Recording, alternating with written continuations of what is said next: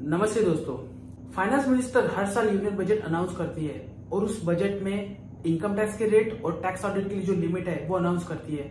तो हर साल जब भी finance minister union budget announce करती है तब इनकम टैक्स के रेट्स और टैक्स ऑडिट के लिए जो लिमिट है उसमें चेंजेस होते रहते हैं। तो फाइनेंशियल ईयर 22-23 यानी असेसमेंट ईयर 23-24 और फाइनेंशियल ईयर 23-24 यानी असेसमेंट ईयर 24-25 के लिए टैक्स ऑडिट की लिमिट क्या है, ये इंफॉर्मेशन हम इस वीडियो में देखेंगे। उससे पहले अगर आप चैनल में नए हो तो चैनल को सब्सक्राइब कर देना।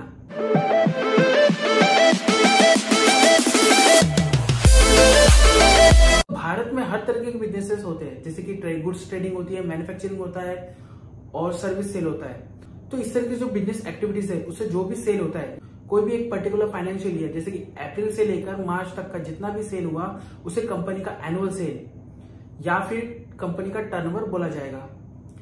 तो ये टर्नओवर डिसाइड करता है कि किसी कंपनी का टैक्स ऑडिट होगा या फिर नहीं होगा। तो फाइनेंशियल ईयर 22-23 के लिए जब यूनियन बजट अनाउंस हुआ था तो टैक्स ऑडिट के लिए जो उसमें लिमिट दी गई थी वो 1 करोड़ थी। यानी किसी बिजनेस का टर्नओवर 1 करोड़ से ऊपर है तब उसे टैक्स ऑडिट करना पड़ेगा। अगर 1 करोड़ से नीचे है तब उसे टैक्स ऑडिट कराने की जरूरत नहीं है।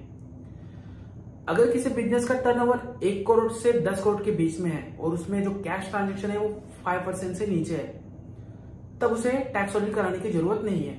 1 करोड़ से 10 करोड़ के बीच में टर्नओवर है और उसमें 5% से ज्यादा कैश ट्रांजेक्शन है तब उसे टैक्स ऑडिट कराना कंपलसरी है।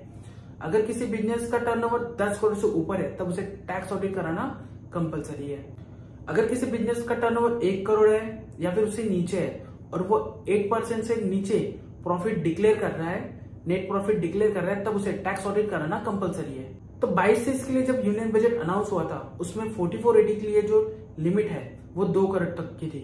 अगर कोई बिजनेसमैन चाहे वो इंडिविजुअल हो या फिर कोई फर्म में पार्टनरशिप और उसका जो टर्नओवर है वो 2 करोड़ तक है और वो बुक्स मेंटेन नहीं करता है, यानी वो सेल की बुक्स मेंटेन नहीं करता, परचेज की बुक मेंटेन नहीं करता है, बैंक बुक मेंटेन नहीं करता है, कैश के ट्रांजेक्शन वगैरह मेंटेन नहीं करता है, तब वो 4480 में रिटर्न फाइल कर सकता है। अकाउंटिंग सॉफ्टवेयर में या फिर बुक्स में अकाउंटिंग मेंटेन नहीं करता है तब वो 4480 में रिटर्न फाइल कर सकता है। तो 4480 में रिटर्न फाइल करने के लिए उसे अपने टर्नओवर का 8% प्रॉफिट डिक्लेयर कराना पड़ेगा।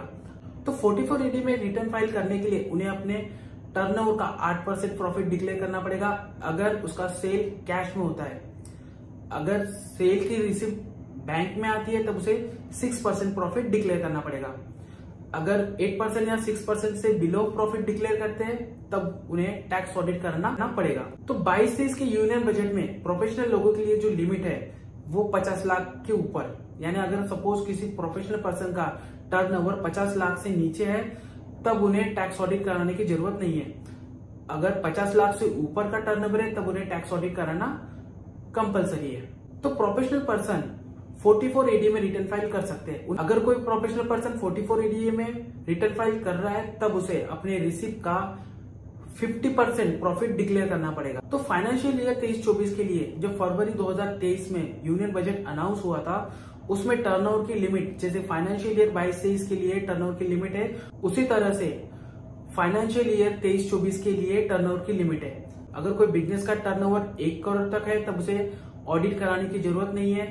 अगर 1 करोड़ से ऊपर है तब उसे ऑडिट कराना पड़ सकता है। अगर कोई बिजनेस का टर्नओवर 1 करोड़ से 10 करोड़ के बीच में है और उसमें 5% से नीचे कैश ट्रांजेक्शन है तब उसे ऑडिट कराने की जरूरत नहीं है। अगर बिजनेस का टर्नओवर 1 करोड़ से 10 करोड़ के बीच में है और कैश ट्रांजेक्शन 5% से ऊपर है तब उसे ऑडिट कराना कंपलसरी है। अगर किसी बिजनेस का टर्नओवर 10 करोड़ से ऊपर है तब उसे ऑडिट कराना कंपलसरी है। अगर कोई बिजनेसमैन जिसका टर्नओवर 1 करोड़ तक है लेकिन वो अपना प्रॉफिट जो नेट प्रॉफिट 8% से नीचे डिक्लेयर कर रहा है तब उसे ऑडिट करना कंपलसरी है। तो 23-24 के लिए फाइनेंस बजट अनाउंस हुआ था उसमें 4480 के लिए जो लिमिट है वो 3 करोड़ थी। यानी फाइनेंशियल ईयर 22-23 के लिए जैसे 2 करोड़ लिमिट थी तो 23-24 के लिए 1 करोड़ बढ़कर वो 3 करोड़ हो गई है। अगर कोई बिजनेसमैन बुक्स मेंटेन नहीं कर रहा है और उसका टर्नओवर 3 करोड़ तक है तब वो 4480 में रिटर्न फाइल कर सकते हैं। जैसे कि फाइनेंशियल ईयर 22-23 में जो 2 करोड़ लिमिट थी वो बढ़कर 3 करोड़ हो चुकी है। यानी अगर कोई बिजनेसमैन बुक्स मेंटेन नहीं करता है और उसका टर्नओवर 3 करोड़ तक है तब वो 4480 में रिटर्न फाइल कर सकता है। फाइल करने के लिए उसे 8% या फिर 6%, यानी अगर कैश ट्रांजेक्शन है यानी कैश के थ्रू उसकी रिसिप्ट आ रही है सेल की, तब उसे 8% प्रॉफिट डिक्लेयर करना पड़ेगा, और बैंक के थ्रू आ रही है तब उसे 6% प्रॉफिट डिक्लेयर करना पड़ेगा। अगर कोई बिजनेस में 44ED में रिटर्न फाइल कर रहा है और वो टर्नओवर का 8% से या फिर 6% से बिलो प्रॉफिट डिक्लेयर कर रहा है, तब उसे टैक्स ऑडिट कराना कंपलसरी है। तो यूनियन बजट 23-24 के लिए प्रोफेशनल पर्सन के लिए जो लिमिट है वो 75 लाख हो गई है, यानी 50 लाख से बढ़कर 75 लाख हो गई है। तो जैसे कि कोई प्रोफेशनल पर्सन जिसका टर्नओवर 75 लाख तक है, तब वो सेक्शन 44ADA में रिटर्न फाइल कर सकता है। तो 44ADA में रिटर्न फाइल करने के लिए उसे उसका टर्नओवर का 50% प्रॉफिट डिक्लेयर करना पड़ेगा, और अगर 75 लाख से ऊपर टर्नओवर है तब उसे टैक्स ऑडिट कराना कंपलसरी है। तो टैक्स ऑडिट के लिए डेट क्या रहती है? तो 30 सितंबर, यानी जैसे कि हमारा फाइनेंशियल ईयर 22-23 क्लोज हो चुका है, उसके लिए जो डेट है वो 30 सितंबर 2023 है। उसी तरह से जैसे कि 23-24 फाइनेंशियल ईयर क्लोज होगा, उसकी जो टैक्स ऑडिट की डेट होगी वो 30 सितंबर 2024 होगी। अगर कोई कंपनी टैक्स ऑडिट टाइम पे फाइल नहीं करती है, तब उसे 0.5% यानी टर्नओवर का 0.5% पेनाल्टी भरना पड़ेगा। मैक्सिमम 1.5 लाख, यानी मैक्सिमम 1.5 लाख तक की पेनाल्टी लगेगी।